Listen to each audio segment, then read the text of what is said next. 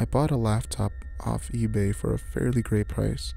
My previous laptop recently broke, and I was really in need for a new one. I searched on eBay and I saw the ad. It was a miracle. It was a new HP Pavilion for such a low price. Strangely low, now that I think about it. I was so hyped then, I immediately bought it. Me being excited and kinda dumb, the thought of it being a scam never crossed my mind once I was buying it. As I waited a while for the laptop to arrive, I'd consistently go back to the page and look at it with anticipation. I was excited. It felt like Christmas. Just over a week later, the laptop finally arrived. A bit annoyed, I noticed that there was not much protection for the laptop in the box it came in. But luckily it was fine. I opened the laptop and immediately saw a sticky note on the screen. It was a 4-digit PIN. I was very confused, of course. I mean, why would the seller not remove their account, but instead give me their PIN? Why wouldn't they do a hard reset before shipping? Stuff like that. I mean, of course, I used the PIN and signed into the account. My curiosity tends to defeat me. The profile picture on the Outlook account, the picture you see when you put in your PIN, was solid black. A bit eerie. I signed in. There was nothing really special at first. The background was a standard default image Microsoft has with its computers. It was a beach.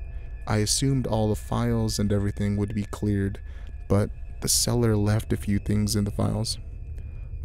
What sensible person would even leave their files to a stranger's viewing? There were things like photos and a video. There were photos of a woods and a river. Woods were first, and then the river came. They didn't seem planned out though, almost as if the photos were accidents. They weren't symmetrical, and some were just blurry and pretty bad if I'm being critical. There was also a single picture of a room. It looked very simple. Plain. It reminded me of one of those liminal space pictures you'd see in those YouTube compilations. Beige walls, a bed, a large vent, and a light. The light made the room look strange. It was warm and dim, very off. The next thing was a video. It confused me nonetheless. Honestly, it creeped me out. Off-putting audio and these weird pictures of that Jonathan Galindo meme. Here's where it gets weird. This video was titled in the files as Jonathan Galindo.mp4. I could hear moans and some shuffling. Earth's Wind and Fire's September was also playing in the background. After a few rewatches, it was very uneasy. I wanted to show people. I posted this to my channel. The following video, titled Jonathan Galindo.mp4, was posted to Eric the Pirate on November 25th, 2020.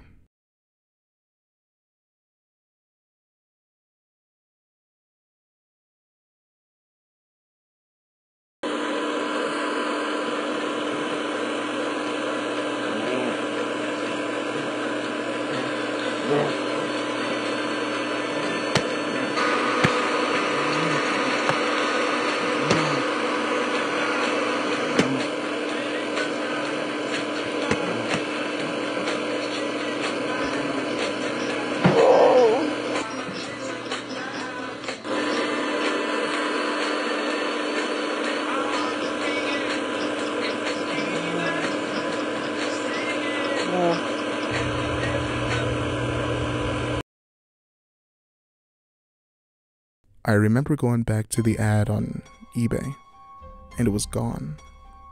The seller's name wasn't Jonathan Galindo though. His name was Thomas. Shipped from a town in Utah. It wasn't a real town or address. I don't know if it was some prank pulled by the seller, but if it was, it'd be pretty far-fetched. What person would go through the process of setting up an eBay ad, making this video, putting it on a nice computer and selling it for such a low cost, and even giving the sign-in info to his account? I don't get it. That's all there was. I tried searching for more things, kind of wanting to see more. There wasn't. I'm no tech genius, but I do think there's nothing further to analyze. Just a weird video. After messing around on the laptop for a bit, I decided to call it a night and head to bed. As I tried to sleep, I couldn't help but think about the damn video. The uncanny groans resonated in my head. I began to piece the pictures in the video, making up theories and ridiculous conclusions. Was someone killed? Was their body dragged through the woods and dumped into a river? Were they killed in that room? I caught myself. I had to stop. I had class the next day. The next day I got up around 6:30 in the morning. I went to class for a while and came back home later. I went to my laptop and sat down, hoping to unwind for the rest of the day. I opened up the laptop and I saw it. It took me a second to notice. The profile picture wasn't solid black anymore. It was changed. I sunk back into my chair, feeling hot flashes running through me. I sat there for a good minute or two, analyzing and trying to make out what the picture was. It was a close-up. A semi-blurry picture of a door and its doorknob.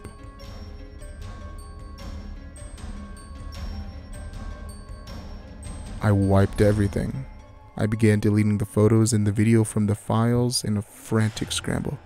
I also removed the account from the laptop. Stupidly, I didn't get rid of the laptop.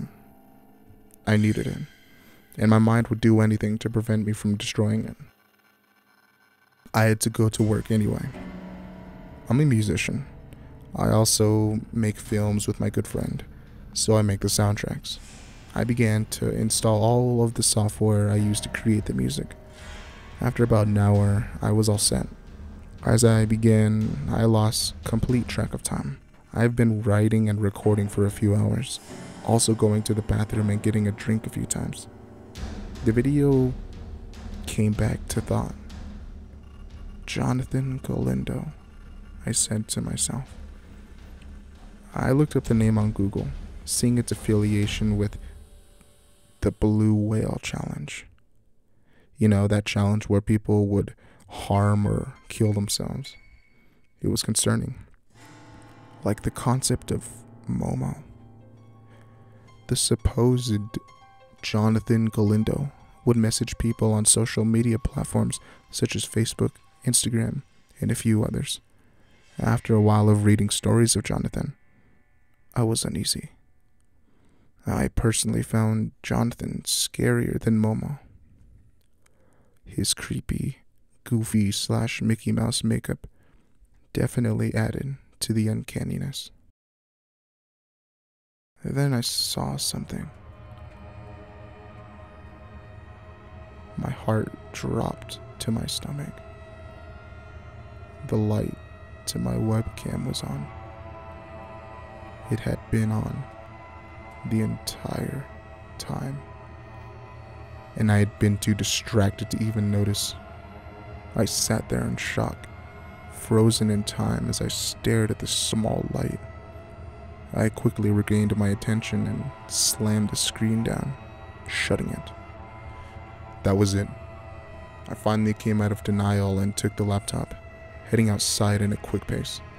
I opened the laptop and spread it against the curb, stomping down hard, and I broke it in two. I threw it into my trash bin, and I was still terrified. How long had you been watching me? Who the hell was this guy? Questions just raced in my mind.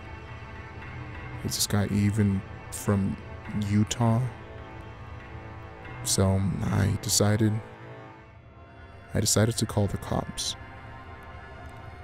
I was on the phone with 911. They said they'll send 2 cars over to check around. Honestly, I don't think they cared. I think they just sent them to check so I would calm down. After a 5-minute search, they told me that I'll be fine, and that there are just creeps out there who will do anything to scare people. I angrily protested in my mind. Scare people? I'm in danger. But I think they were right. I didn't sleep that night. I kept the lights on, blinds closed, doors and windows locked, and I just stayed up and watched TV. I soon forgot about the whole incident pretty quickly. Of course, I still think about it. I sometimes go and watch the video on YouTube. I finally got around to saving up and purchasing a new laptop from the Microsoft store. The incident was in the past, and I stopped worrying about it. I remember going to bed one night, doing my usual routine. I was laying in bed and looking at my door, daydreaming about the new ideas for music I could write. That's when it hit me. That profile picture. It was black, and it changed to the picture of the door and doorknob. That was my bedroom door.